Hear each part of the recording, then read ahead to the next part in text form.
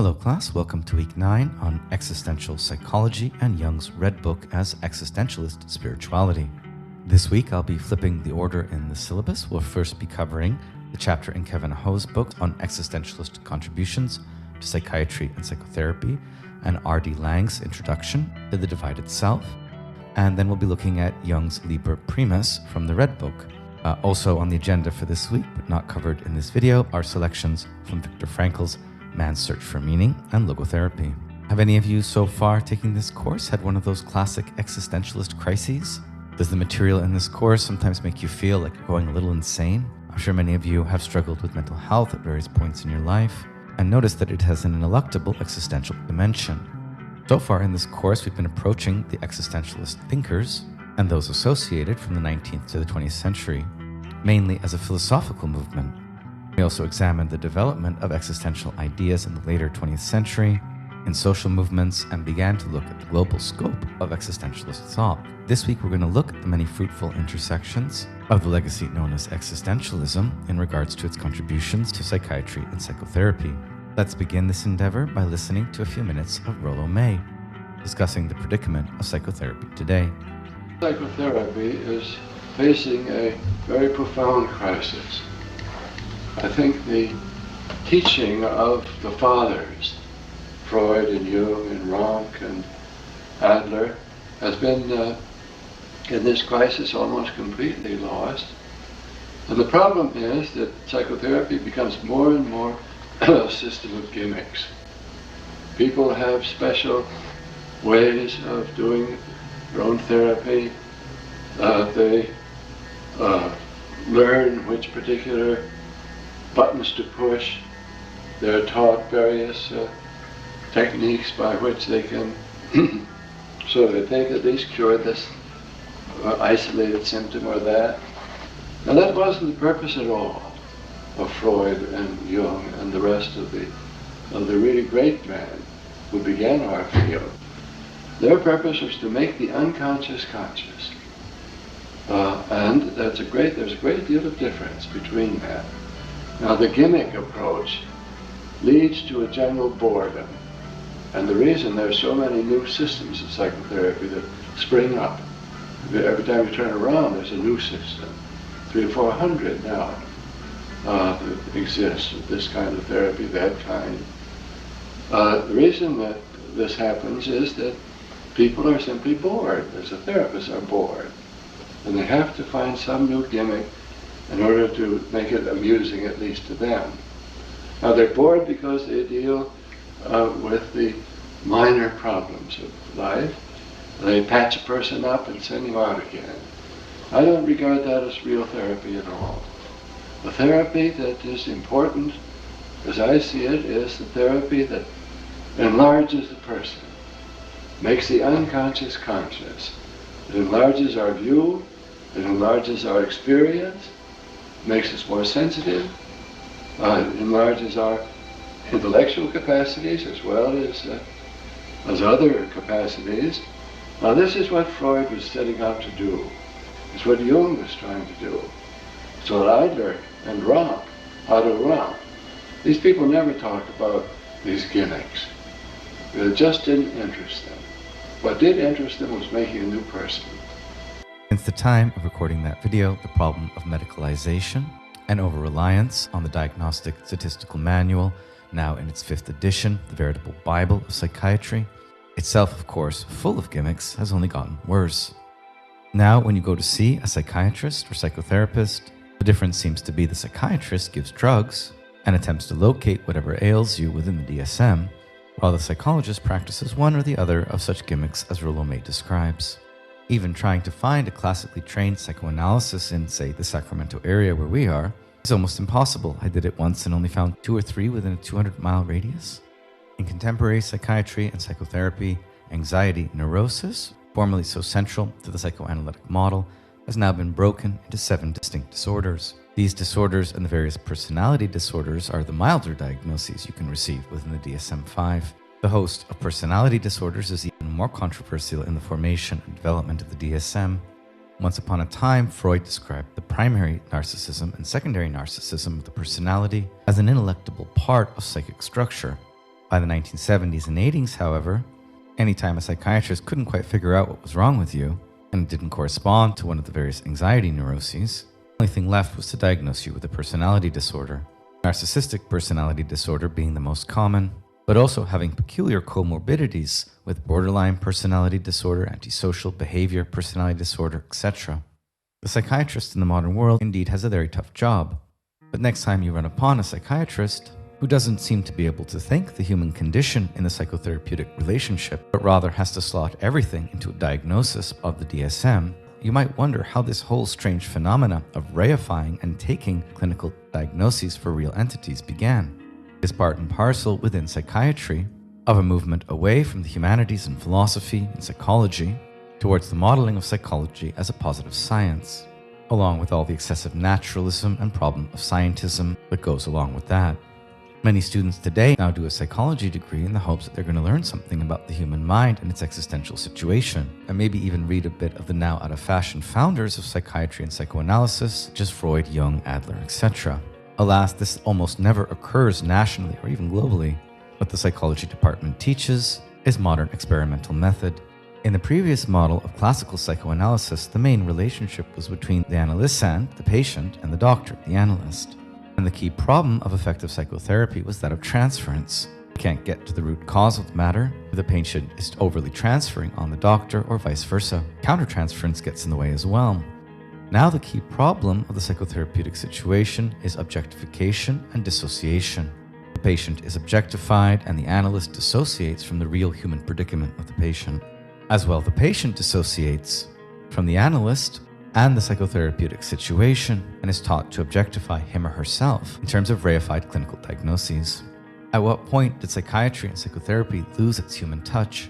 Such a human touch only really surviving among a fraction of psychiatrists and psychotherapists, the vast majority approaching the human mind in its most difficult conditions and experiences with all the subtlety and finesse of a filler out of crossword puzzles. R.D. Laing in the 60s and 70s had already suggested that psychiatry's reduction of the human being to a complex organism and its failure to situate the patient in his or her life world is not only dehumanizing, it's pathological. According to Laing, psychiatry is concerned specifically with people who experience themselves as automata, as robots, as bits of machinery. Yet why do we not regard a theory that seeks to transmute persons into automata or animals as equally crazy? I don't want to be too harsh here. We all know people who have great therapists and great psychiatrists. But as an overall critique of the direction the profession is heading in, Laing's comments still very much apply today, and we are now more familiar with discussions concerning the dark alliance of the medical field, especially as regards the human mind and big pharma, and the often complete lack of training in humanistic disciplines and the history of philosophy that psychotherapists and psychiatrists receive. How can they really understand the human condition and human psyche, as if the human species hasn't been developing complex psychologies for thousands of years? Seems to no longer matter in the rush towards positivistic science. Against these emerging trends in modern psychology, Ludwig Binswanger was one of the first pioneers of existential psychology. Heidegger's existential analytic of Dasein and its core concept of being in the world can indeed be foundational for a psychotherapy that investigates the life history of the patient to be treated. What Binswanger's method seeks to understand is the life history of the patient as the total structure of its being in the world.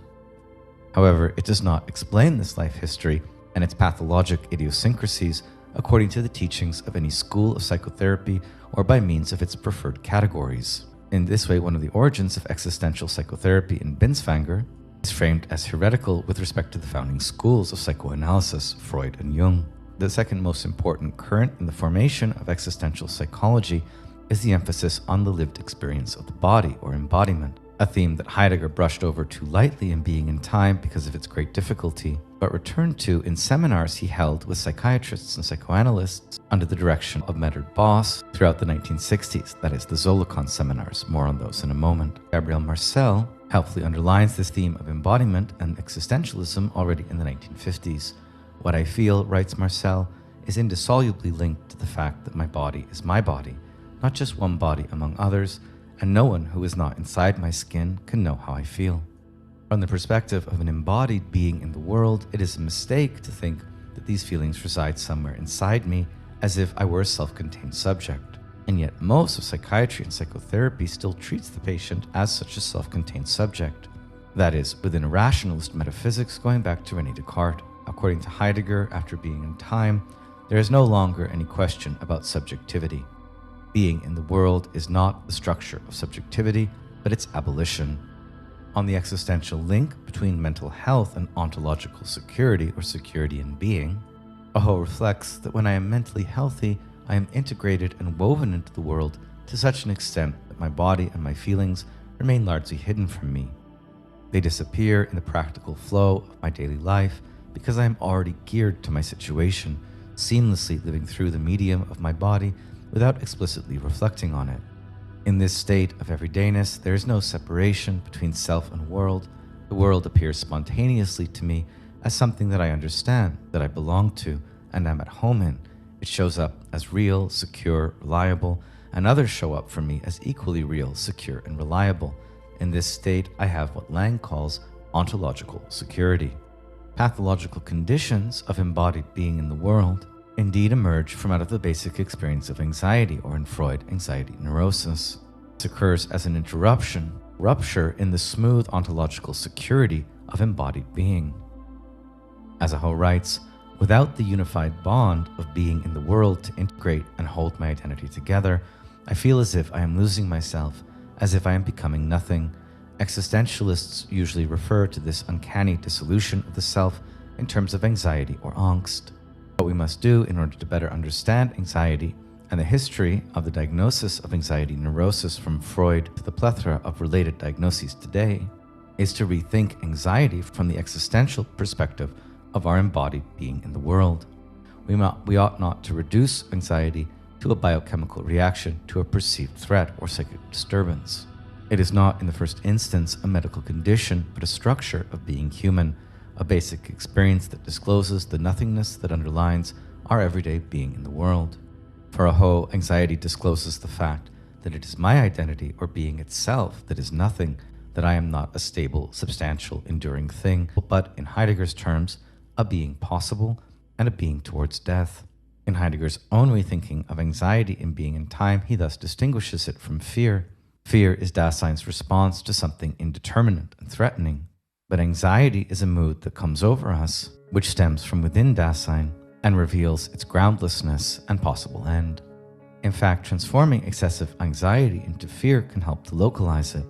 Psychotherapeutic conversations very often leading from, I feel anxiety, to, why do you feel anxiety, to, because I fear X, Y, or Z, at which point in being identified the sources of the anxiety can be managed. But for those with a diminished sense of ontological security, transforming anxiety into fear is not so easy. For such people, anxiety continually attacks from all directions at once, and the self is under the constant threat of annihilation. This experience of excessive anxiety and its depersonalization is characterized by a collapse in the fluid synergy between my body and the world, where even the most basic tasks of everyday life, standing up and moving, reaching out and taking hold of things, and interacting with others becomes difficult. In this position, the individual experiences his self as being more or less divorced from and detached from the body. The body comes to be felt more as one object among others in the world and not as the core of our individual being. In modern psychiatry, this comes to be labeled as depersonalization, and the feeling, this seems unreal, this is like a dream, nothing seems to be touching me, this is not happening. For the person in this condition of depersonalization, when they interact with other people who seem integrated, substantial, and whole, they are reminded of their own fragility and vulnerable state, and have to put on a mask in public in order to play at being sane.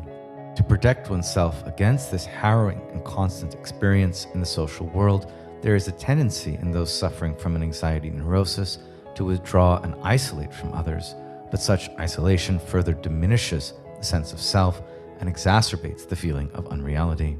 And this is because, on the existentialist view, identity exists only insofar as it is publicly acknowledged. I can only understand myself as the person that I am, as a teacher, husband, father, only in relation to how others see me.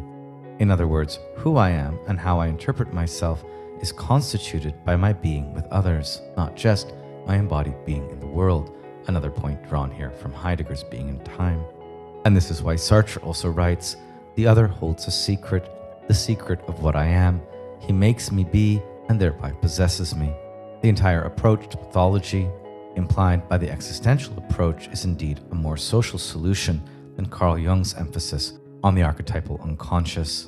Since Jung still by and large relies on an image of the human as a microcosm, an independent system of dynamic energy undergoing an insurmountable subjectivity or individuation process. For existential psychology, the key to understanding the interhuman relation is the nothing. For without interhuman relationships, I am cut off from the world, and my publicly interpreted identity begins to die. Thus, one of the goals of existential therapy is to re-establish a sense of relation with others, to reintegrate the patient back into the public world so that a stable sense of identity can emerge and ontological security can be re-established. Anxiety in this model becomes a teacher that reveals a painful but inescapable truth about the human situation, namely that we are nothing, we are not real. Rather than flee from such an insight, the radical thing to do would be to use it to rethink psychopathology. From the existential perspective, the individual who is overwhelmed with anxiety and experiences the collapse of the world is not deluded. He or she may actually be glimpsing truth of the human situation, which is so often denied, evaded, and repressed. Throughout its origin in the 1950s and heydays in the 60s and 70s, existential therapy set its sights squarely on psychiatry, noting that psychiatrists, of course, generally avoid this kind of exercise in self-awareness, not only because it is discomforting to them, but also because it might aggravate the patient's already unstable condition.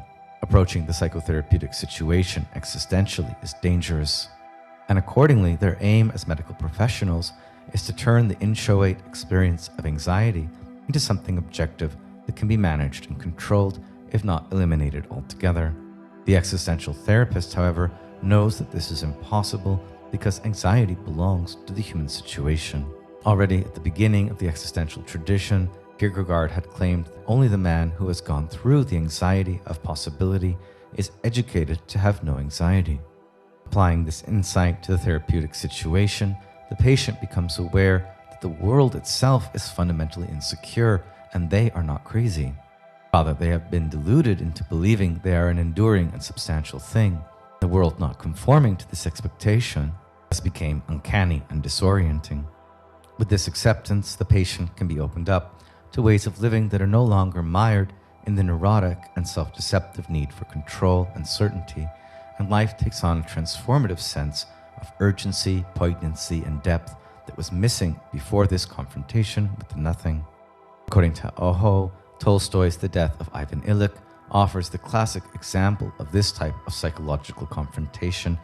At first a renegade movement in the fringes of official psychiatry and psychotherapy, existential psychotherapy gradually began to achieve some measure of wide acceptance as a bona fide method in theory and a valuable part in the model of Binswanger and Medard-Boss. Psychopathology is rooted not in the biological dysfunctions or the unconscious Oedipal conflicts, but in the very structural breakdowns of our being in the world. A later generation of American existential psychologists, Rollo May and Irving Yalom, were excellent existential clinicians and great teachers working in the American context. Their books are still invaluable today. In the British context, we can point to David Cooper and R.D. Laing, who were British existential therapists and who were most successful in challenging prevailing psychiatric practices such as electroshock therapy. According to Aho, these practices, famously satirized in Ken Kesey's One Flew Over the Cuckoo's Nest, were criticized for representing the attitudes of an overly rationalized and repressive society, where any behavior that broke with the status quo was considered a threat to the social order, and psychiatrists were viewed as enforcers of the order in the same way police or prison guards are. In the view of all these pioneers of existential psychotherapy, mental illness can indeed be seen as a healthy reaction to dehumanizing social conditions, often only exacerbated by the state of contemporary psychiatry. In response to these conditions, Cooper and Laing in particular established a new kind of controversial therapeutic community, where the aim was not to label, objectify, and control patients, but to understand them as people relating to their existential situation and giving them a safe place to confront their anxiety and discover who they are. In these communities, residents were not diagnosed as mentally ill, but given freedom to participate in community activities as they saw fit. Staff and residents were regarded as equal, and medications were largely unavailable. Although a number of communities were established in the 1960s, the most famous and controversial was Kingsley Hall in London, which you can look up online and learn a lot about. At Kingsley Hall, people who were psychotic were given space. They were given company if they wished or not. They were given a great deal of physical support if necessary. It was a feature about life at Kingsley Hall that as people were not considered ill, they did not have to be treated. No drugs were to be given to anyone. There were no staff and no patients. There was no formal structure of doing things around the hall, yet things got done. There were people who were up and people who were down. The people who were up, or capable of functioning in a more usual social sense, looked after the hall. According to Aho, the method of psychotherapeutic intervention at Kingsley Hall was liberating solicitude, a notion we also find in Heidegger.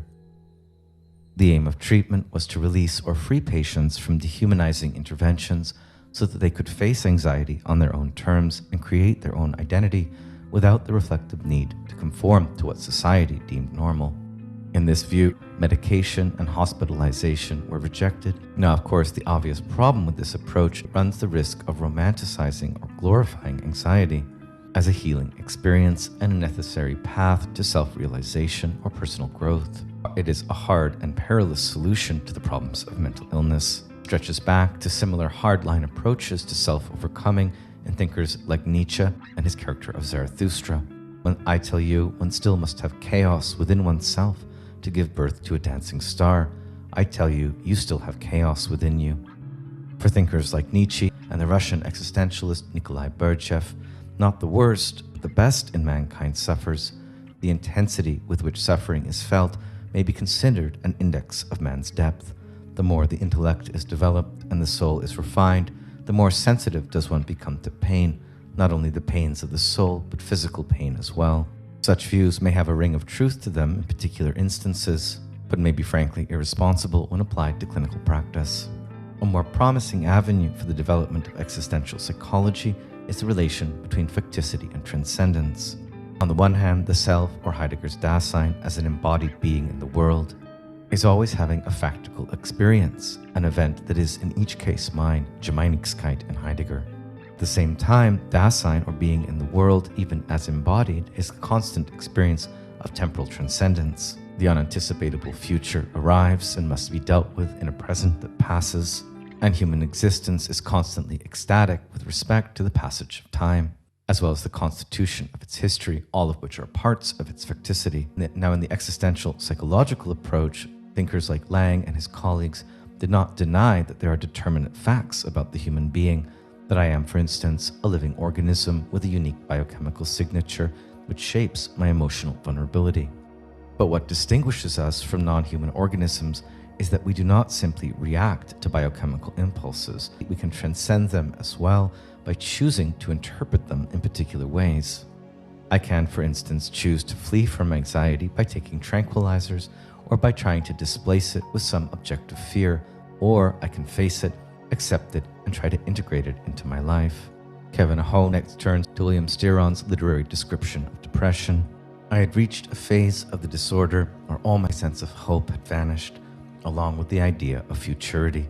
My brain, enthralled to its outlaw hormones, had become less an organ of thought than an instrument of registering minute by minute varying degrees of suffering. I would lie for as long as 6 hours, stuporous and virtually paralyzed, gazing at the ceiling and waiting for that moment of evening when, mysteriously, the crucifixion would ease up just enough to allow me to force some food and then, like an automaton, seek an hour or two of sleep again. According to Aho, Styron's words are important because they reveal how out of reach the possibility of self-realization was. By referring to himself as an automaton, enthralled to its outlaw hormones, he is clearly suggesting he was in no way free to take a stand on his condition and that he was trapped by his facticity, incapable of transcendence. And this is where we run up against the limits of the existential approach to psychotherapy. In Styron's case, the solution offered by this method was implausible. Indeed, it could be argued that the self in depression like that is no longer a self because it no longer has the capacity for transcendence. In such situations, medical intervention would seem most appropriate. The hardline objection that the doctor was thereby interfering with the patient's freedom in the confrontation with themselves loses all moral force. The problem is that the vast majority of psychiatry treats each and every ailment and pathological symptom as a cause for pharmacological intervention, and this should in fact be a last resort. In reflecting on the genesis and development of the field of existential psychology, Binswanger later wrote that the existential orientation in psychiatry arose from dissatisfaction with the prevailing efforts to gain scientific understanding. Note that dissatisfaction does not here entail wholesale rejection of scientific approaches. What it rejects is the worldview of scientism as the ground for modern psychology. For the existential psychologist, science alone does not provide objective truth, and certainly not where it has become a new religion. And this is part of what Heidegger noted in a series of seminars with psychiatrists and psychotherapists towards the end of his career. The famous Solocon seminars, at which in fact my father, a young psychiatrist who was analyzed by Medard Boss, was in attendance in 1961.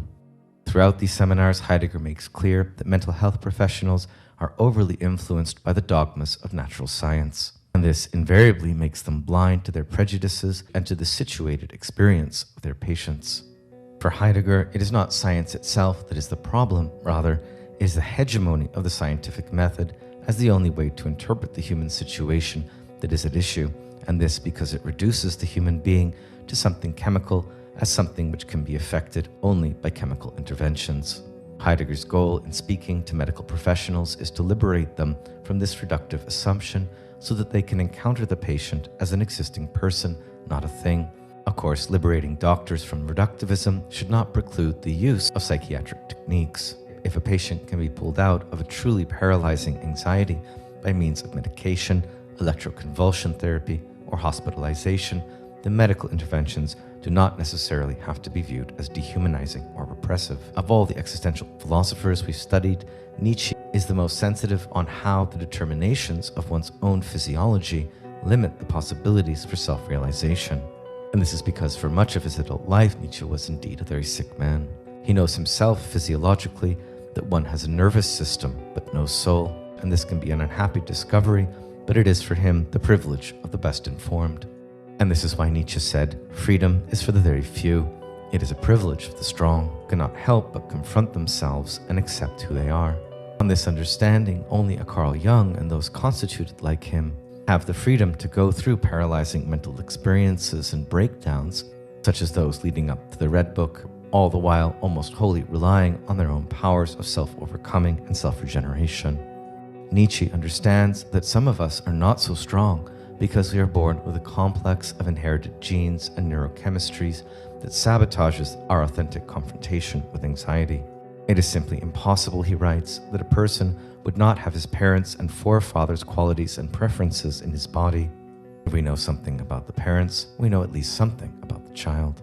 For some patients, there is simply no breakthrough or transformation. The experience can be so overwhelming that without some medical intervention, they are destroyed. And thus, in the darkest phase of his collapse, Styron asks, simply, why wasn't I in a hospital? Is summing up the existential contributions to psychology, psychotherapy, and psychiatry, Aho notes that its major contribution is to offer a number of important correctives to prevailing medical models. Existential psychology allows the therapist to suspend objectifying judgments about the patient and the causal nature of mental illness so that they can listen to the patient as a person and enter into their experience as they feel and understand it. It opens up a space for self-criticism in the PSY professions by critically engaging the world, seeking to understand the socio-historical situation that has made scientific objectification and technique the default setting in modern medicine in the first place. Finally, and perhaps most importantly, the existential approach allows for a mutual recognition between therapist and patient, confirms that many of the deepest forms of psychic suffering are the common inheritance of humanity and really just not your fault. Our next stop this week will be R.D. Laing's opening chapter to The Divided Self, R.D. Laing being an early pioneer of the movement known as anti-psychiatry. The purpose of this book is to make the study of schizoid and schizophrenic people, that is, to make madness, the process of going mad, comprehensible. It is not a memoir of the psychotherapeutic relationship or of Laing's method of therapy, but its purpose is to give an existential account of madness. And it does so without directly applying any established existential philosophy. That is, it wants to engage madness existentially on its own terms. Lang notes how Freud had insisted that our civilization is a repressive one. There is always a conflict between the demands of conformity and those of instinctive energy. Freud could see no easy resolution to this antagonism and came to believe that in our time, the possibility of simple natural love between human beings had already been abolished. This is Freud's pessimism. Why is simple natural love no longer possible in modernist and postmodern civilizations? According to Freud, it's because civilization represses not only the instincts, but any form of transcendence. Contemporary humans are not in fact encouraged to actualize their freedom, but rather to conform to their social roles, and in this way they become one-dimensional men. In contrast to those who function well within the social body of modernity and civilization, it is not difficult to see that those whose lives are defined by an insistent experience of other dimensions run the risk of either being destroyed by others or of betraying what they know. In short, because our societies are repressive, we become less interdimensional, any straying from the dictates of what society demands being considered a kind of pathology or madness. These remarks in fact go back to Socrates. In Xenophon's account, Socrates claims that it is indeed very difficult to find a sane person in a civilization rooted in madness. Jung picks this up as the context of our present pervasive madness that we call normality or sanity or freedom. All these frames of reference to define the modern condition are in fact ambiguous and equivocal. A man who says that men are machines may be a great scientist. A man who says he is a machine, however, is depersonalized in psychiatric jargon. A little girl of 17 in a mental hospital told Lang she was terrified because the atom bomb was inside her. That is a delusion. And yet it's not very far from common social reality. The statesmen of the world boast and threaten that they have doomsday weapons far more dangerous and are far more estranged from reality than many of the people on whom the label psychotic is affixed. For Lang, our normal, adjusted state is in fact an existential self-betrayal. Of course, psychiatry could be, and many psychiatrists are, on the side of transcendence, of genuine freedom, and of true human growth. But psychiatry can also so easily become a technique of brainwashing, of inducing behavior that is adjusted, and it uses here both injurious and non-injurious torture. Mad people are held in asylums or facilities, and in the best, straitjackets are abolished, doors are unlocked, leucotomies forgone, but these older techniques end up being replaced by more subtle lobotomies and tranquilizers that place the bars of bedlam and the locked doors inside the patient. For Lang, our normal adjusted state and the practices of normal psychiatry that flow from it are too often an abdication of ecstasy, a betrayal of our true potentialities, and many of us are only too successful in acquiring a false self to adapt to false realities. At this point, Lang is going to define the term schizoid and schizophrenia, both for psychology and in its existential relevance. The phenomena of schizophrenia were initially studied as classical psychoanalysis under the label of dementia praecox. That is premature dementia or precocious madness. The term schizophrenia was gradually introduced from schizo, a split or schism, being of two minds, enduring contradiction, and phrenes, the mind itself in ancient Greek. The term schizoid refers to an individual, the totality of whose experience is split in two main ways. In the first place, there is a rent in his relation with the world, and in the second, there is a disruption of his relation with himself. Lang's book attempts an existential phenomenological account of some schizoid and schizophrenic persons. Note, having a schizoid episode, or nowadays being diagnosed with schizotypal disorder, refers to this fundamental twofold schism. It is not yet qualified as a full-blown diagnosis of schizophrenia. Thus, receiving a schizotypal diagnosis has become increasingly common when psychiatrists approach mental pathologies involving hallucinations or delusions, or early stages of psychosis, and which do not very well correspond to the anxiety neuroses or the personality disorders. In a way, being schizoid or schizotypal is the first step on the long route to genuine madness, rather than other types of psychological and existential malady. Before approaching schizoid and schizophrenic persons phenomenologically and existentially, it's first necessary for Lang to compare his approach to that of formal clinical psychiatry and psychopathology. According to Lang, psychosis is in fact an existential condition, and something far more prevalent and less terrifying than it's normally taken to be. The mad things said and done by the schizophrenic will remain essentially a closed book if one does not understand their existential context. In describing one way of going mad, Lang will try to show that there is a comprehensible transition from the sane schizoid way of being in the world to a psychotic way of being in the world. In other words, there is a definite transition from schizoid mental phenomena to psychotic ones. For Lang, these issues cannot be grasped by the methods of clinical psychiatry, require an existential phenomenological method to demonstrate their human relevance and significance.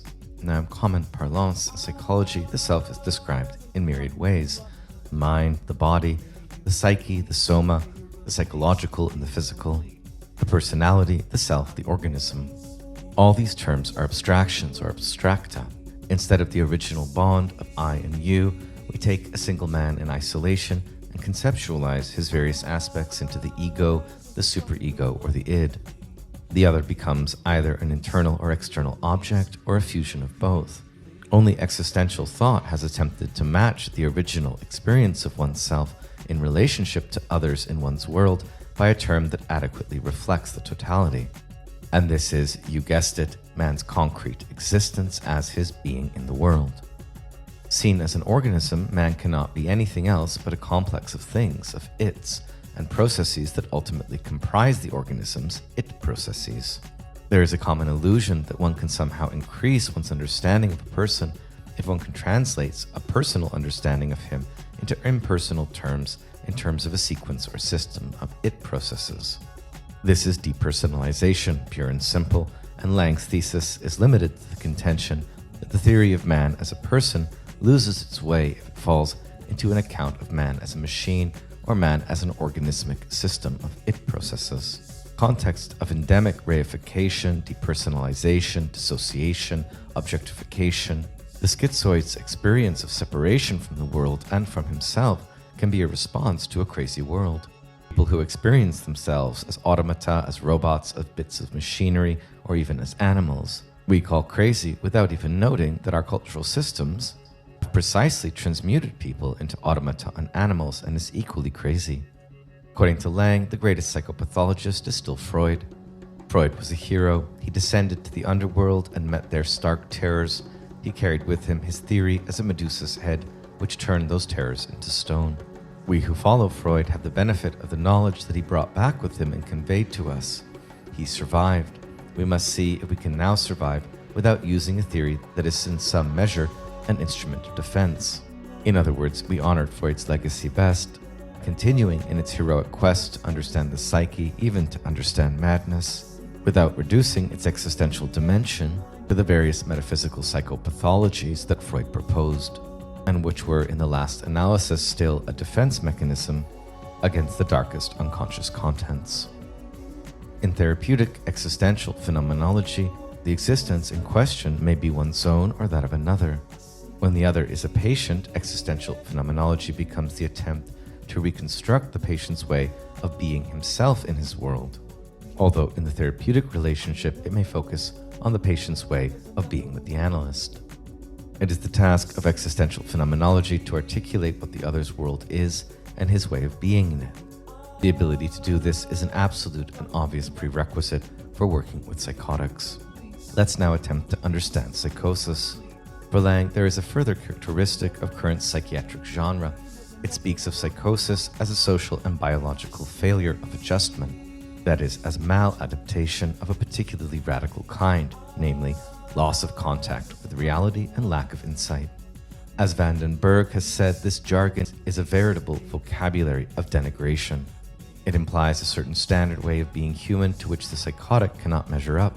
When we certify someone as insane, we are not equivocating when we write that he is of unsound mind, may be dangerous to himself and others, and requires care and attention in a mental hospital. However, at the same time, we are also aware that there are other people who are regarded as sane, whose minds are as radically unsound, and who may be equally or more dangerous to themselves and others, and whom society does not regard as psychotic and fit persons to be in a madhouse. In fact, history is full of figures who in contemporary psychiatric terms would be labeled psychotics or schizophrenics, and were in fact extremely highly valued in their societies. For example, the prophet Ezekiel was, in Karl Jasper's opinions, a schizophrenic. Someone may be said to be deluded or in an altered state, but within their delusion or altered consciousness, what they tell is the truth, not in any equivocal or metaphorical sense, but quite literally. The cracked mind of the schizophrenic lets in the light that does not enter into the intact mind of many sane people whose minds are closed. And religious and prophetic experience can be understood sometimes in precisely these ways, as a rupture from the insanity of the everyday which speaks and sees the truth. The difficulties facing us when we attempt to interpret schizophrenia are analogous to the difficulties facing the expositor of hieroglyphs, an analogy that Freud was fond of drawing. More recently, the theory of interpretation and deciphering of hieroglyphs and other ancient texts has been carried further forward and made more explicit. In fact, if we look to the history of hermeneutics in William Dilthey and the history of interpretation and deciphering of hieroglyphs, we can find many useful tools for deciphering the hieroglyphic speech and actions of the psychotic. Deciphering and interpreting the mental worlds of alien cultures is very similar to deciphering and interpreting the mental worlds of schizophrenics. And here, the duty of the therapist is to draw on his or her own psychotic possibility. Like the expositor of ancient languages, the therapist must have the plasticity to transpose himself into another strange and even alien view of the world. In this act, he draws on his own psychotic possibilities without foregoing his sanity, and only thus can the doctor arrive at an understanding of the patient's existential position. For this perilous task, what is most important is the attitude of the therapist, which cannot be an indifferent theoretical attitude, or even an appreciation for the signs of schizophrenia. The patient has not got schizophrenia, he is schizophrenic. The schizophrenic has to be known without being destroyed, and the therapist's aversions as well as desires, hate as well as love, are in the highest degree relevant.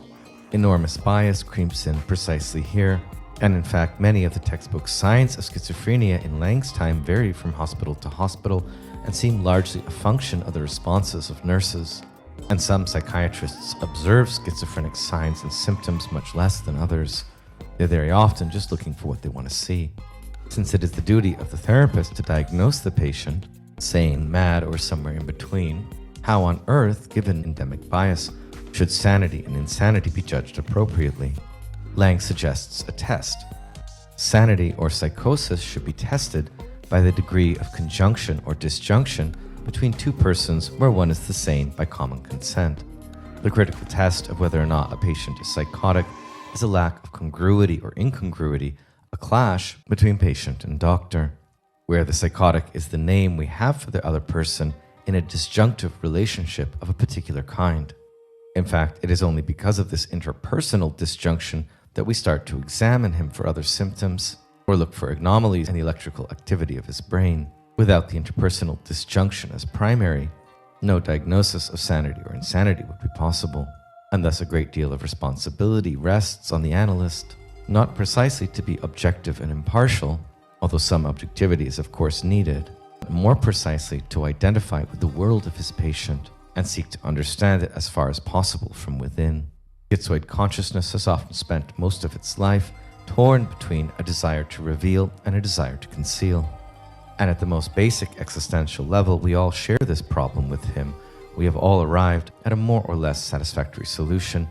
We each have our secrets and our needs to confess.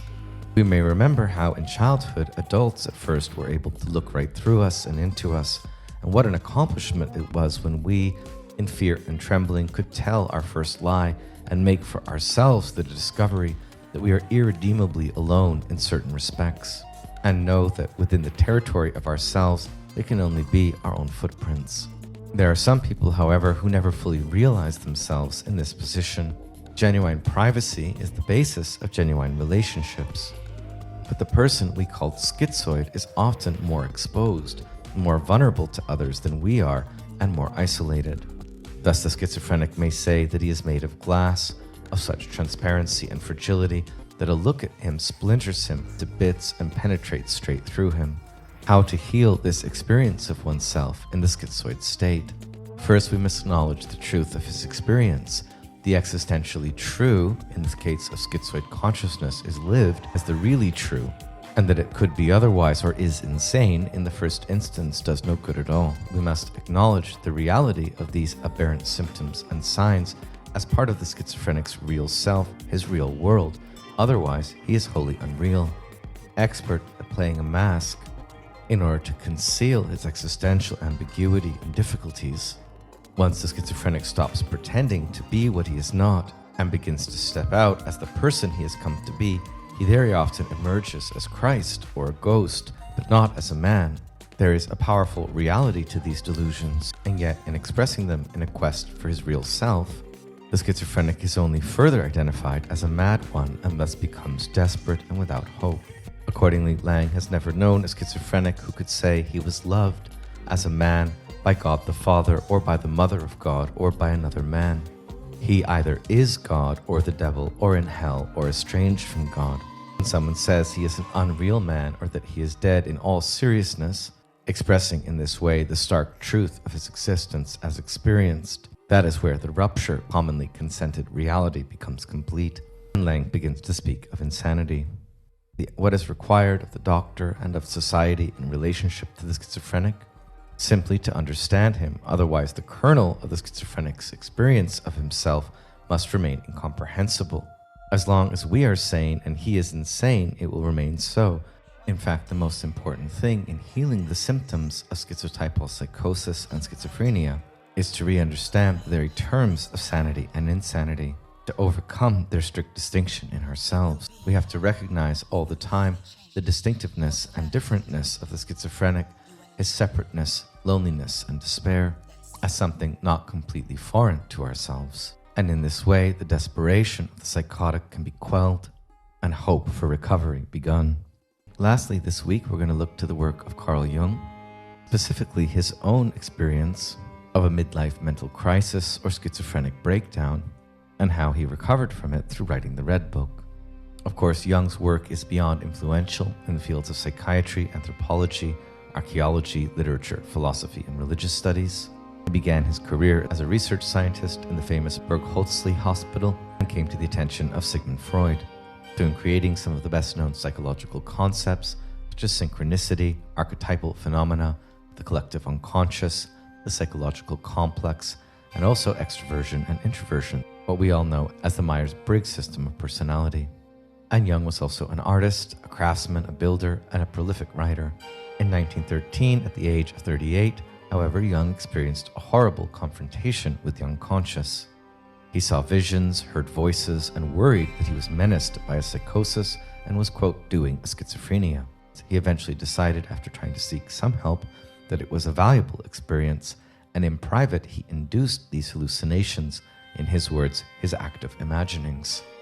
Recording everything he felt and saw in small journals, he began to transcribe his notes into a large red leather-bound book, which he worked on intermittently for the next 16 years. This large red leather-bound folio manuscript works out and attempts to heal through discovering the meaning of these imaginative and difficult experiences from 1913 to 1916. And despite being nominated as a central work in Jung's oeuvre, it was not published or made otherwise accessible for study until 2009. Only those very close to the Jung family or by special permission were enabled to examine a copy kept in his house in Switzerland, and he himself during his lifetime would sometimes show pages of the Redbook to privileged guests. Jung's worry was that alongside his extensive scholarly output, the publication of the Redbook in his lifetime might come with the stigma of madness. Eventually, in October 2009, with the cooperation of Jung's estate and after 13 years of exhaustive editorial work, Sonu Shamdasani published the Redbook, a facsimile edition complete with English translations, a comprehensive introduction, and over 1,500 editorial notes. This enormous book is very, very heavy, so I'm going to put it down now. 2012, Norton released a much more carryable reader's edition. Contains all the important stuff, but omits Jung's original calligraphic manuscripts and incredible illustrations. Here you see an image of the first page of the actual Redbook, and subsequent pages, as well as some of the wonderful illustrations throughout the work.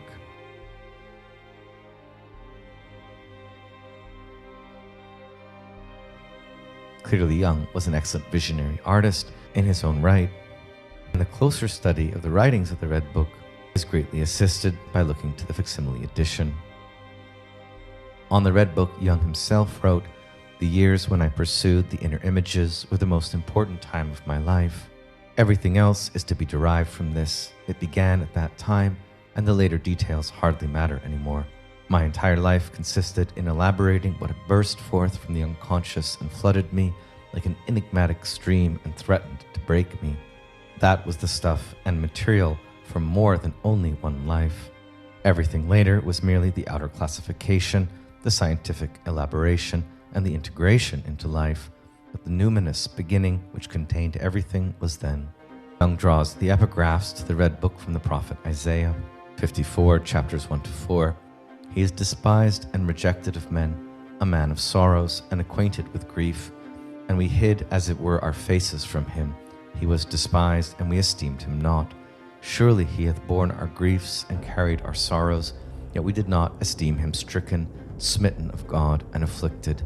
This citation, Jung brings the Red Book under the sign of a divine madness that is, however, unrecognized, and that we should learn to recognize in order to heal the afflicted, as well as Isaiah 35, 1 to 8, "And the parched ground shall become a pool, and the thirsty land springs of water.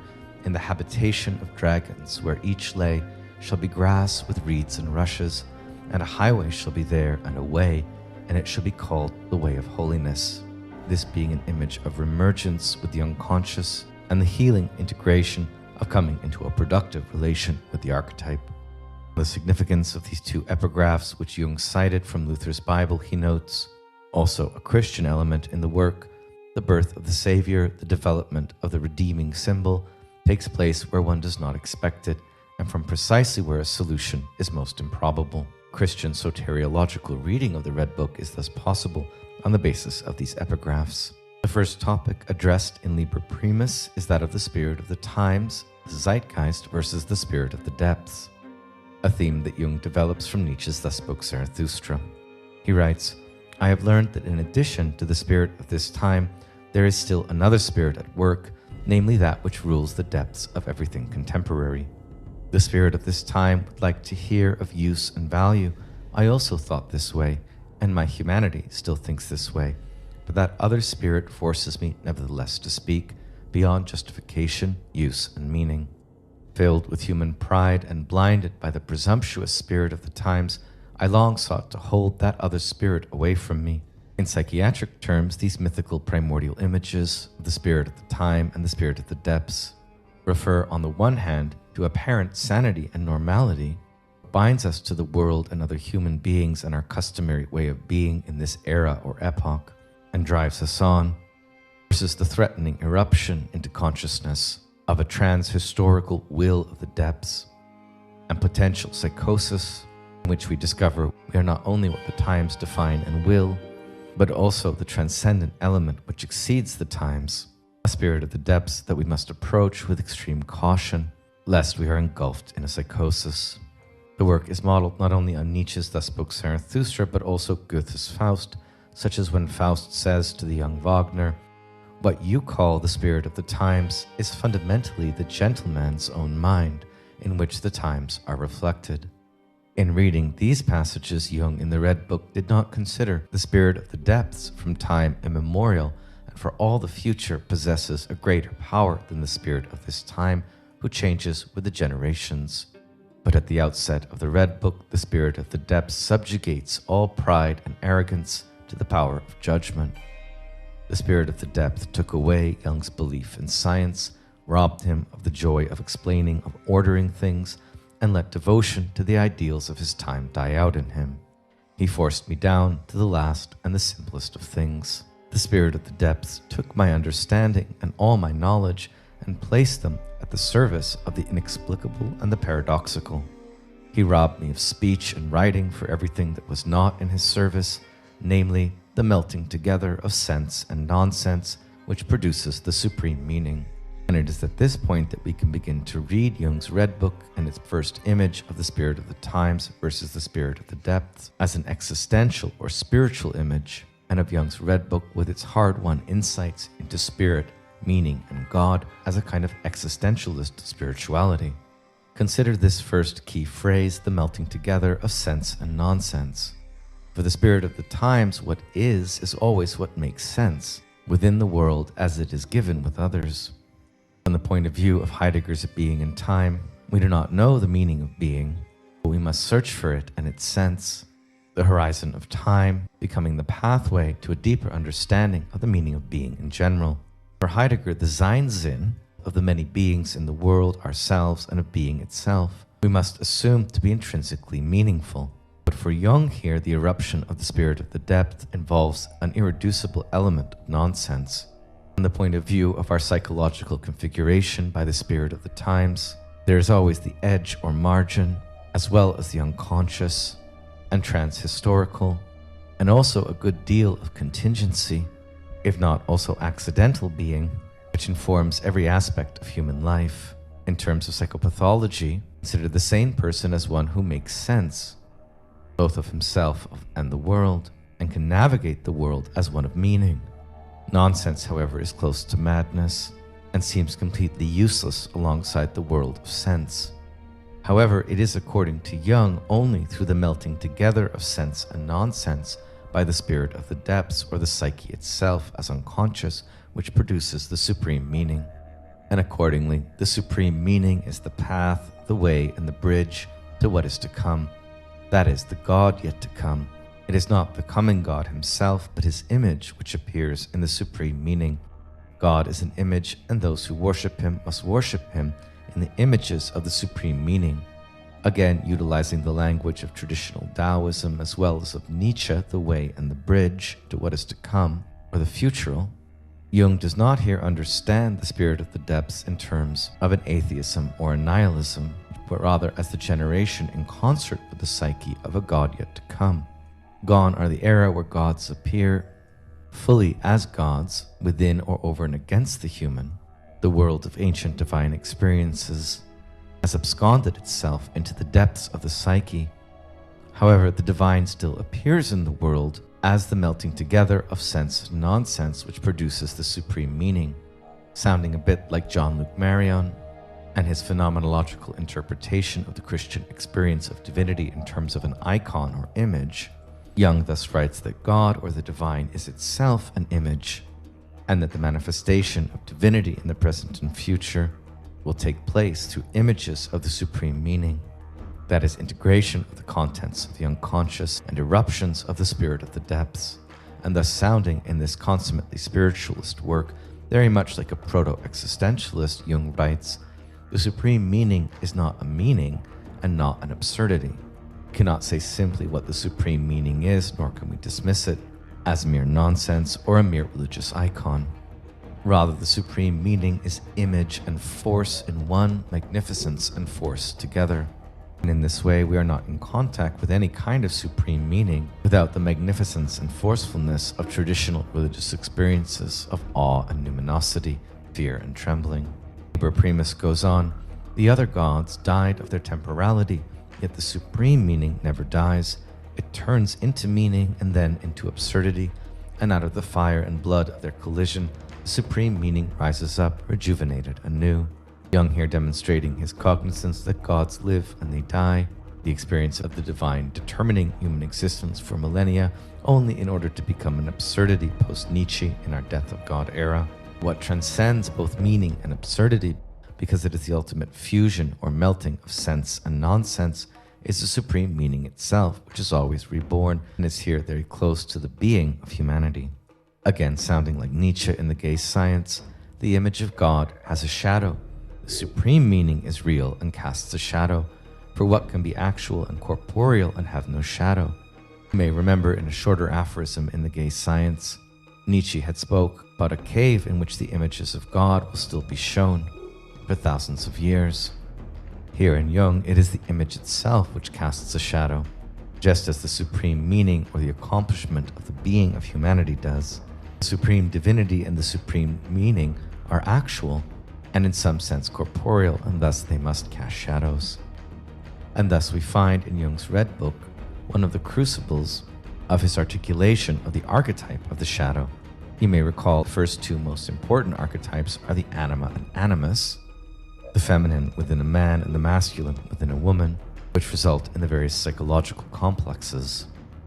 The shadow is the third most essential archetype and involves the ordeal of purification through the spirit of the depths and the separation from the idols of one's time and from one's own repressed unconscious contents. Only through the integration of the archetype of the shadow can we, in Jung's model of individuation, attain to the fourth most important archetype, that of the senex, or wise old man or old woman.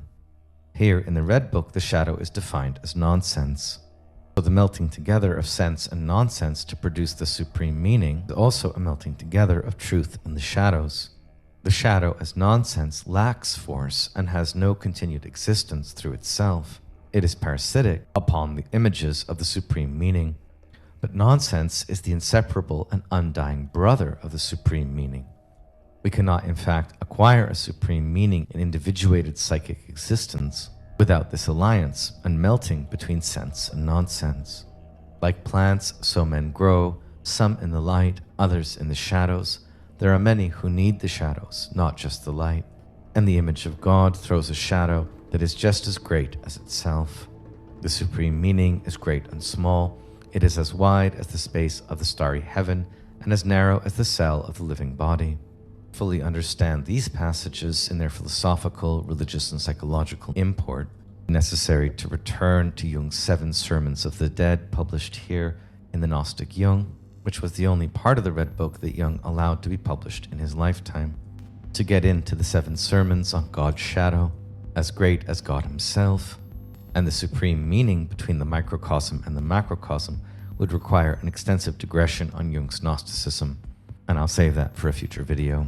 Having presented the concepts of the spirit of the times, the spirit of the depths, the supreme meaning, sense and nonsense, God and the image of God, and the shadow, among others, Liber Primus next turns to the bitterest of droughts. Jung writing, "The spirit of this time wanted me to recognize the greatness and extent of the supreme meaning, but not its littleness. The spirit of the depth, however, conquered this arrogance, and I had to swallow the small as a means of healing the immortal in me." You can hear at this point strong resonances with the chapter The Convalescent in Nietzsche's Thus Spoke Zarathustra. For Jung, drinking the bitterest of draughts completely burned up his innards, since it was inglorious and unheroic. It was even ridiculous and revolting. But the pliers of the spirit of the depths held me, and I had to drink the bitterest of drinks. Notice that Jung, unlike Zarathustra here, does not need to rely on his identity image as a teacher of, say, the eternal recurrence of the same, but rather it is the spirit of the depths themselves which are holding Jung's psyche open, forcing him to acknowledge what is most difficult, namely the role of nonsense, smallness, littleness, pettiness, the revolting or the evil in the very constitution of the supreme meaning, a theme also in Nietzsche. At this point, the spirit of the depths steps up and speaks to Jung directly, in a speech very different than that of, say, the dwarf to Zarathustra or the animals. What you speak is, the greatness is, the intoxication is, the undignified, sick, paltry dailiness is. These features of human existence are insurmountable. They run on all the streets, live in all the houses, and rule the days of humanity. Even the eternal stars are commonplace in comparison to these depths of human torment. One laughs about it, and laughter too is. Do you believe, man of this time, that laughter is lower than worship? Where is your measure, false measurer? The sum of life decides in laughter and in worship, not your judgment. Here it is not the man who laughs, but rather the spirit of the depths that laughs through the human being. And our basic relation to existence itself is one of comedy and of reverence. The faculty of judgment is also important, but should never be taken in the individual to derive from the spirit of the depth itself. Rather, the spirit of the depths is what enhances our judgment through separating it from the judgments and common sense of the time. More very Nietzschean passages in the Redbook follow, on sacrifice, monasteries, countless deserts, fettering and liberation, and the preparation for solitude. The connection of these visionary experiences expressed in allegory also has an anecdotal connection. He saw the onset of the near to psychotic revelations in encoded in the Redbook both as a confirmation of his theory of the collective unconscious and of his theory of synchronicity, which here serves as the confirmation of the value of these experiences. As Jung writes, "It happened in October of the year 1913, and I was leaving alone for a long journey, but during the day I was suddenly overcome in broad daylight by a vision. I saw a terrible flood that covered all the northern and low-lying lands between the North Sea and the Alps. It reached from England up to Russia, and from the coast of the North Sea right up to the Alps. I saw yellow waves, swimming rubble, and the death of countless thousands. This vision lasted for 2 hours. It confused me and made me ill. I was not able to interpret it. 2 weeks passed, then the vision returned, still more violent than before, and an inner voice spoke. Look at it. It is completely real, and it will come to pass. You cannot doubt this. I wrestled again for 2 hours with this vision, but it held me fast. It left me exhausted and confused, and I thought my mind had gone crazy. Of course, if you had had a vision like this, and then very shortly World War I had broken out, you might as well be convinced by Jung's doctrine of synchronicity and of the collective unconscious. Now, as mentioned before, such experiences simply cannot be for everyone.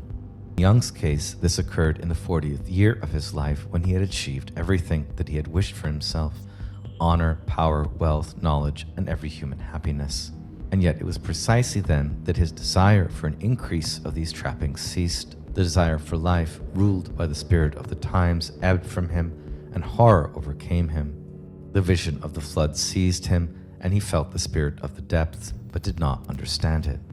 In this way, in Jung's case at least, the onset of schizotypal symptoms can mark a death and rebirth and a new phase of life devoted to a refinding of the soul. Jung is aware that such a deep experience of existence surely cannot be for everyone. My way is not your way. And Jung resists any attempt to emulate him or other great exemplars such as religious or philosophical founders. Woe betides those who live by way of example. Life is not with them. If you live according to example, you live the life of that example. But who should live your own life if not yourself? So live yourselves. The signposts have fallen, unblazed trails lie before us. Do not be greedy to gobble up the fruit of foreign fields. Do you not know that you yourselves are the fertile acre which bears everything that avails you? Yet who today knows this? Who knows the way to the eternally fruitful climes of the soul? Again, sounding very much like Nietzsche in On the Great Yearning. You seek the way through mere appearances. You study books and give ears to all kinds of opinions. But what good is all that? There is only one way, and that is your way. Jung again here sounding like a cross between Nietzsche and Taoism. On the values of dignity, crossing, patience, and beauty, Liber Primus goes on to suggest that we should give each individual his dignity and let each of them stand apart so that each may find his own fellowship and love it. But as it stands, power is against power, contempt against contempt, love against love. But if we give humanity back its dignity, then we can again trust that life will find a better way. Within this encouragement of freedom and human development, there can be no one theology, and in this sense the death of God is a hopeful event for Jung as well, for the one eye of the Godhead is blind and the one ear of the Godhead is deaf. The order of its being is crossed by chaos, so be patient with the crippledness of the world and do not overvalue its consummate beauty. In the chapter Refinding the Soul, we thus find Jung of one's first articulations of his theory of individuation. My soul, where are you? Do you hear me? I speak. I call. Are you there? I have returned. I am here again. I have shaken the dust of all lands from my feet, and I have come to you. I am with you. This line is pretty much a plagiarism from Nietzsche, or perhaps cryptomnesia. This life is the way, the long sought-after way to the unfathomable, which we call the divine. My soul, my journey should continue with you.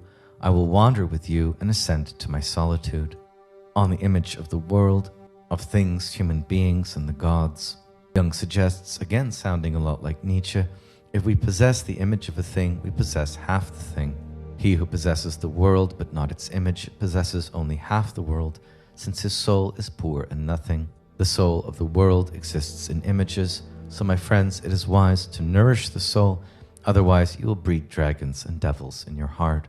The first stage or way along Jung's new conception of the process of individuation through solitude involves the soul reckoning with its anima, and Jung is thus visited by dreams involving a small child or maiden.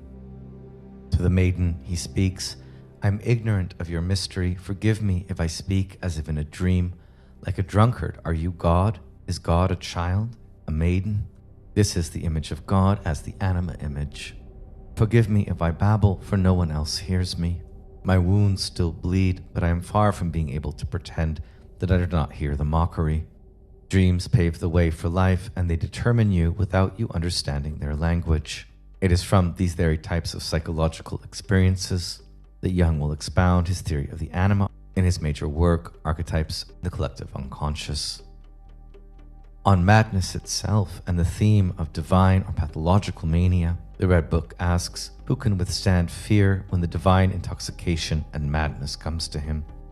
Love, soul, and God are beautiful and terrible. The frightfulness and cruelty of the world lays under wraps and in the depths of our hearts. If the spirit of the depth seizes you, you will feel the cruelty and cry out in torment. The spirit of the depths is pregnant with ice, fire, and death. You are right to fear the spirit of the depths, as he is full of horror. And here, Jung's doctrine of divine madness sounds a bit like the German philosopher Friedrich Schelling, who had also related madness to the, quote, inner self-laceration of nature, arguing with Plato that nothing can be accomplished without a constant solicitation of madness, which should always be overcome, but should never be entirely lacking. Not only do we get a theory of meaning and nonsense, the supreme meaning, time and history, the gods and humanity, and the individuation process involving shadow, anima, animus, in the Redbook here, but also a theory about the meaning of events. According to Jung, they have no meaning in and of themselves. Echoing Nietzsche's dictums, there are no facts, only interpretations. For Jung here, this has a religious or soteriological meaning. The meaning of events is the way of salvation that you create for yourself. The meaning of events come from the possibility of life in this world that you create. It is the mastery of this world and the assertion of your soul in this world which produces meaning. But ultimately, this is not a merely subjective process, as the meaning of events is also the supreme meaning that is not in the events themselves and not in the soul itself, but in the liminal, this third quantity, God or spirit who is between events and the soul, a mediator of life, a way, a bridge, and a going across. Meaning is thus located by Jung neither in the subject nor the object, but very much like in Plato's Symposium, in the space between, here overseen not by a demigod, but by the unconscious itself, beyond which there is only logos, being, truth, or God. Sounding like the lesser-known pre-Socratic philosopher and disciple of Parmenides, Timocles, Jung next argues that the divine or God is both young and old. Gods grow old, they become shadowy, full of nonsense, and then they go under. The greatest truth becomes the greatest lie, the brightest day, the darkest night. As day requires night and night requires day, so meaning requires absurdity, and absurdity requires meaning. What is real is both meaning and absurdity. And so meaning is a moment and a transition between two absurdities. And absurdity is only a moment and a transition from meaning to meaning. Through this process, not only do gods grow old and die, they are at the same time eternally young, eternally reborn. If this is the greatest potentiality offered to human existence, what do we think of the essence of hell? For the Redbook, hell is when the depths come to you with all that you are no longer or are not yet capable of.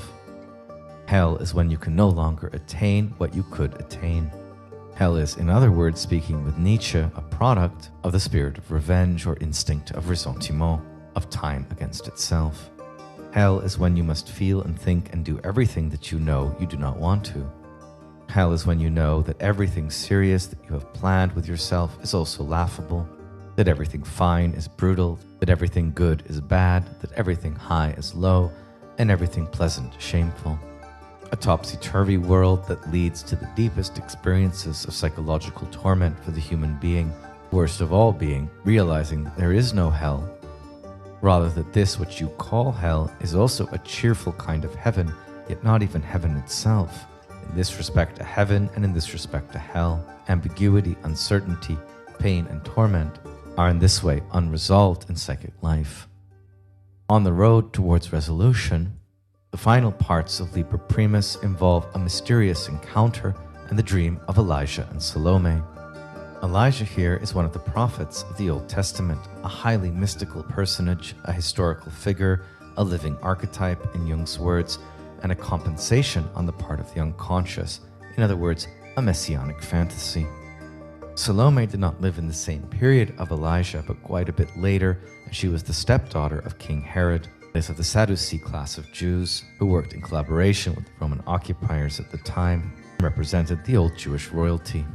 Now, according to this traditional story, John the Baptist, the same one who baptized Christ at the beginning of his mission, and was another would-be Messiah in Rome-occupied Israel and Judea at the time, had told King Herod that it was unlawful for him to be married to his brother's wife, and so Herod put him into prison.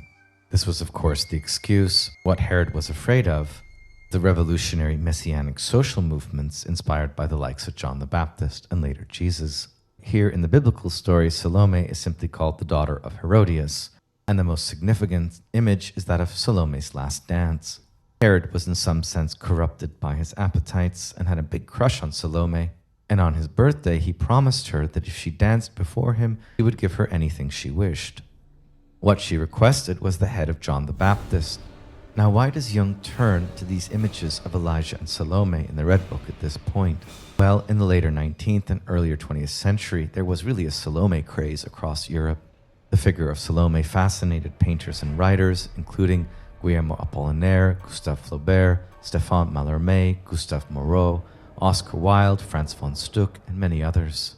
We actually hear the name Salome in the historian Josephus in the 1st century CE, and its scholars who made the connection very early in Christian history to the daughter of Herodias in the New Testament. Salome's dance is not portrayed as Eastern, foreign, or exotic in these early sources, as it would be in the Salome craze in the later 19th and earlier 20th centuries. Throughout late antiquity and the medieval period, Salome often appeared on stage in morality plays as a model of sinful behavior, and formed a talking point in Christians' condemnation of dancing and sensuality. That is, as a typical harlot who brings King Herod to ruin and whose only motivation in demanding the head of the Baptist is because he is the one man she could not seduce. By the 19th century, that is precisely after the Nietzschean death of God, the motif of Salome explodes in popularity, and she begins to be portrayed as an exotic Eastern woman. You could say Salome was a fetish of European culture during this period. At once the model of the ideal and sexy woman, and at the same time the femme fatale, the dangerous plaything, and even a symbol of the reclamation of feminine sensuality, or the anima itself, as divine and essential in male psychological development. What would be harder to argue is that Salome during this period was ever seen as a proto-feminist figure, and she rarely speaks in her own name and in her own voice. Rather, she's depicted as existentially dependent on the men who she entices and seduces. In other words, her portrayal is by and large sexist and chauvinist, and we find these elements as well in the mysterious encounter of Jung with Salome and Elijah. Jung writing, "On the night when I considered the essence of the god, I became aware of an image. I lay in a dark depth. An old man stood before me. He looked like one of the old prophets. A black serpent lay at his feet. Some distance away, I saw a house with columns, and a beautiful maiden stepped out of doors. She walks uncertainly, and I see that she is blind." Note here the reversal of the traditional image of the young Antigone who can see, guiding the blind old Oedipus in his many years of wandering. Here it is the anima image, or Salome herself, who is blind and guided by the old prophet. The older man waves to me, and I follow him to the house at the foot of the sheer wall of rock. The serpent creeps behind us. Darkness reigns inside the house. We are in a high hall with glittering walls. A bright stone, the color of light, lies in the background. As I look into its reflection, the image of Eve, the tree, and the serpent appear to me. After this, I catch sight of Odysseus and his journeys on the high sea. Suddenly, a door opens on the right onto a garden full of bright sunshine. We step outside, and the old man says to me, "Do you know where we are?" What ensues is a strange dream conversation. I, the inquirer, or Jung himself, asking, I am a stranger here, and everything seems strange to me, anxious as in a dream. Who are you? Elijah replying, I am Elijah, and this is my daughter Salome, the daughter of Herod, the bloodthirsty woman. Note already the historical anachronism. Elijah is an exemplary prophet, often the Messiah himself, or the one who comes, the coming God, a pre-image of Christ, and he identifies across the centuries from the prophetic era to the scene of the emergence of Christianity, Salome as his legitimate spiritual heir and daughter. The psychological implication is that somehow Salome plays a role in the birth and coming to prominence of the Messiah. She is perhaps in this sense even the godmother of Christ. These insights come to Jung from the collective unconscious, his conscious mind refusing to see her in any other way than as the bloodthirsty daughter of Herod. To which Elijah replies, why do you judge her so? You see that she is blind. She is my daughter, the daughter of the prophet. What miracle has united you? To which Elijah replies, it's no miracle. It was so from the beginning. My wisdom and my daughter are one. This conversation produces a psychic conflict in Jung. How can he reconcile the image of the temptress, the Salome craze, and the bloodthirsty woman with the very wisdom and inheritance of the most messianic of all prophets? To accomplish this requires a complete re-envisioning of the character of Salome, as well as of the relationship of eros and logos in analytical psychology. In 1955-6, in his last magnum opus, Mysterium Conjunctionis, for purely psychological reasons, I have elsewhere attempted to equate masculine consciousness with the concept of logos and the feminine with that of eros.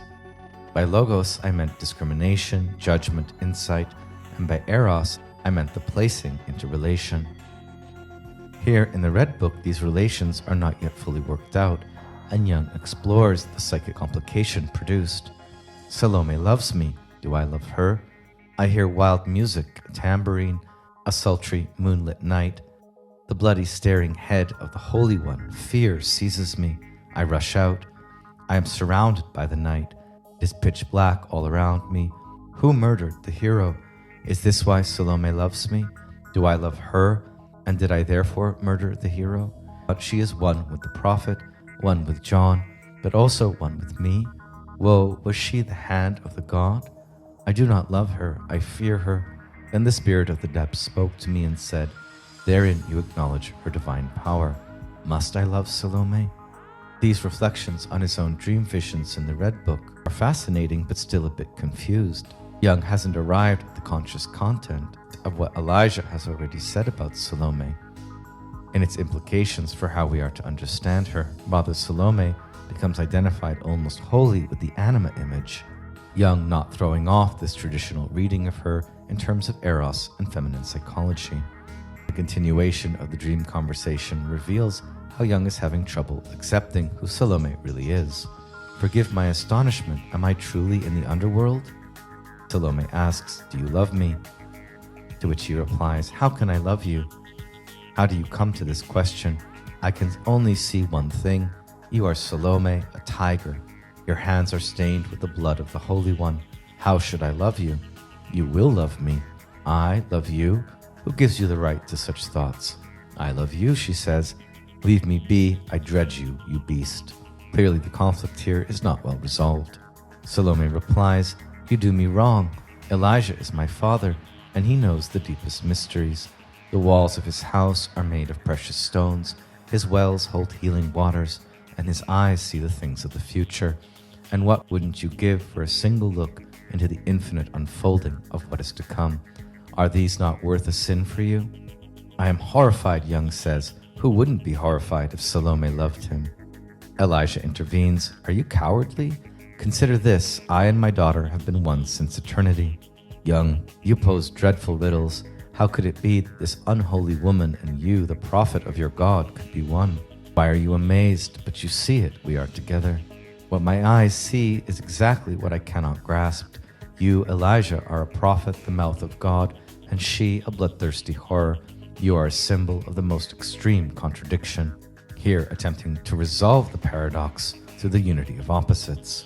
To which Elijah replies, we are real and we are not symbols. Throughout this dialogue, what Jung doesn't seem to be able to understand and is truly an image from his unconscious, and even a kind of mystical intuition, is a wholly different way of reading Salome beyond his projections and transferences, and the mere association of this character with bestial passion. And here we can ask a very significant what if. What if Salome was not motivated in her request for the head of John the Baptist by the frustration of her sensual temptations, the thwarting of her desire, the haughty, wounded pride and arrogance of the young princess character who gets whatever she wants and will crush anyone and anything standing in the way? What if, in fact, this is a powerful historical misreading of the Salome archetype and character? What if, contrawise, Salome must be seen as a revolutionary figure, and even as a proto-feminist, as a Sadducee princess who rejected the hereditary kingship, rejected her stepfather's rule, and sided with the people and their revolutionary messianic movements? We can well imagine the actual historical Salome, if she ever existed, having generated a plot or intrigue, conversing with John the Baptist while in prison. We might even imagine her converted, and their relationship being one of pure love. Indeed, what John the Baptist needed the most was to be executed or turned into a martyr. Far better to become a martyr for a worthy cause than to spend the rest of his life in Herod's prison, by using her feminine wiles to seduce King Herod and demand her only wish, the head of John the Baptist. Why do we not imagine Salome as fulfilling the will and wish of the Baptist himself? John's execution was necessary, and its result was outrage and further revolution, leading to the Nazarene movement and to Christianity. In this way, Salome is not only the godmother of Christ, but one of the architects of the power of the Christian movement in its Jewish inception. Such a reading would indeed explain why she is the legitimate heir and daughter of the prophet Elijah in Jung's mystical vision. However, this very simple explanation of the unconscious content seems never to have occurred to Jung. So powerful was the anima projection of Salome as the temptress, the seductress, the tigress, that the very meaning of his dream seems not here, at least, to have occurred to him. Nearing the end of the Liber Primus, the dream of Elijah and Salome turns into the scene of a mystery play, in a deep place like the crater of a volcano. My deep interior is a volcano that pushes out fiery molten mass of the unformed and the undifferentiated, the mother, chaos itself. Thus my interior gives birth to the children of chaos, of the primordial mother, and he who enters the crater also becomes chaotic matter. He melts, like in the remergence with the spirit of the depth. Formed in him dissolves and binds itself anew with the children of chaos, the children of Tiamat, the powers of darkness, the ruling and the seducing, the compelling and the alluring, the divine and the devilish. These powers stretch beyond my certainties and limits on all sides, and connect me with all forms and with all distant beings and things, through which inner tidings of their inner being and their character develop in me. Clearly here and in the scene of Salome, Jung is a precursor of a world conception very different than that of Judeo-Christianity, much closely connected to Germanic, Roman, Greek, and Indo-European paganisms. Writing, because I have fallen in love with the source of chaos, into the primordial beginning, I myself become smelted anew in connection with the primordial beginning, which is at the same time what has been and what is becoming. How to relate to this scene of the mystery play, the first beginning, generation from chaos, the formed and the unformed, the determinate and the indeterminate. That is the very individuation of psychic life in the ocean of the unconscious. For alas, the truth of all being, time, and history is given only to the depths, not to the surface, which is a formed and determined consciousness. And it's here that Jung introduces the ideas of predetermination and pleasure, or forethinking, in its relation to the aesthetic.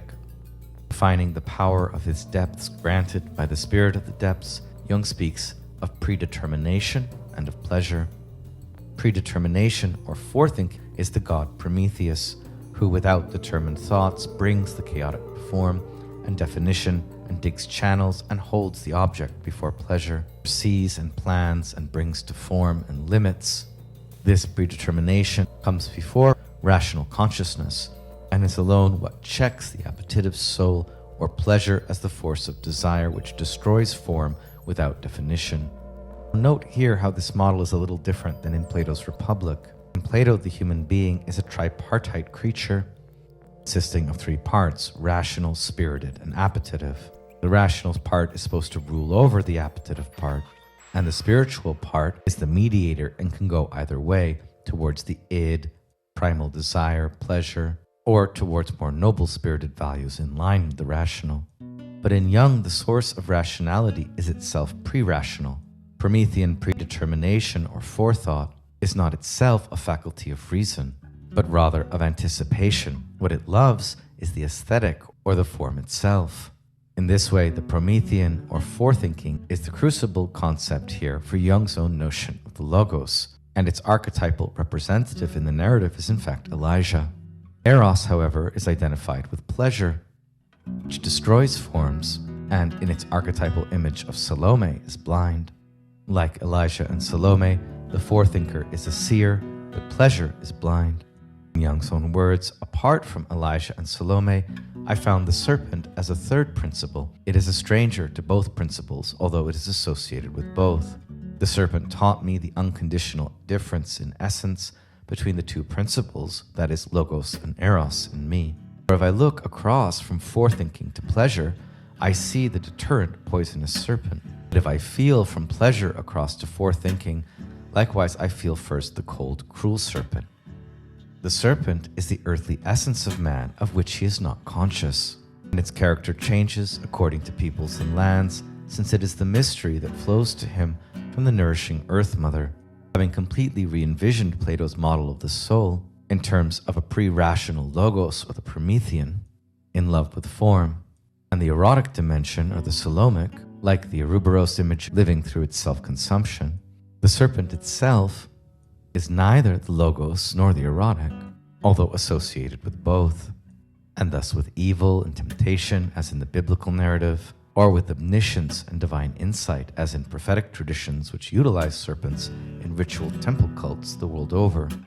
The serpent is always what we want to see because of our transferences and psychic complexes, either poisonous or cold and cruel, whenever there is a conflict between the two arc faculties of the soul, logos and eros. Ultimately, the serpent is essence itself, the nourishing Earth Mother, and the in-between which mediates and unifies the opposition of logos and eros, and it's thus a symbol of the relation as well as the sacred marriage of Adam and Eve, as well as Elijah and Salome.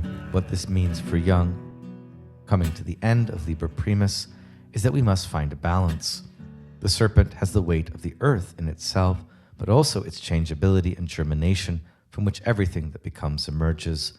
One cannot live with forethinking alone or with pleasure alone. You need both. But men prefer one or the other. Some love thinking and establish the art of life on it.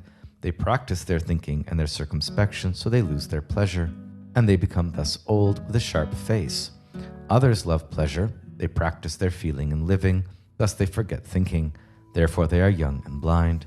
Those who think base the world on thought, and those who feel on feeling. You can find truth and error in both. And you may have already noticed from these descriptions how we have here found the primary text that Jung will later develop in more professorial publications, which will eventually form the basis of the Myers-Briggs personality system. Here in the Redbook, all these notions are still more mythically expressed, rather than in terms of introversion and extroversion, thinking or feeling types. The way of life writhes like the serpent from right to left to right, from thinking to pleasure, from pleasure to thinking. Thus the serpent is an adversary and a symbol of enmity, but also a wise bridge that connects right and left through longing or yearning, much needed by our lives. And the place where Elijah and Salome live together is a dark space and a bright one. The dark space is the space of forethinking. It is dark, so he who lives there requires vision. Eve and the serpent show me that my next step leads to pleasure, and from there again on lengthy wanderings, like the hero Odysseus. And thus, concluding Liber Primus, Jung gets the closest he'll get, at least, to understanding the character of Salome. And this, what I would call basic misunderstanding, is very much the basis of the issues that remain in his book Aeon, which provides a more in-depth account of the phenomenology of feminine animus. A thinker should fear Salome, he writes, since she wants his head, especially if he is a holy man. A thinker cannot be a holy person, otherwise he loses his head. Because I was a thinker and caught sight of the hostile principle of pleasure from forethinking, it appeared to me as Salome. If I had been one who felt, who had groped my way towards forethinking, then it would have appeared to me as a serpent in coiled daimon. Therefore I would have felt only slippery, dead, dangerous, allegedly overcome, insipid, and mawkish things, and I would have pulled back with the same shudder I felt in turning from Salome. Any fundamental re-envisionings of the category of masculine and feminine, of anima and animus, and of the psychology of male anima and phenomenology of female animus will need to reckon very much with this passage in particular, and perhaps even with what Jung's visionary dream of Elijah and Salome indicates without saying, working in this sense with Jung against Jung in order to re-envision Salome on our own basis and ground. Okay, wraps up this lecture on existential psychology and Jung's Redbook as existentialist spirituality. Infinitely more to cover in these complex fields as always, but I hope you enjoyed your brief overview, and we'll see you next week when we talk about existentialism and the concept of play or play ontology in Maria Lugones and Eugen Fink. See you next week.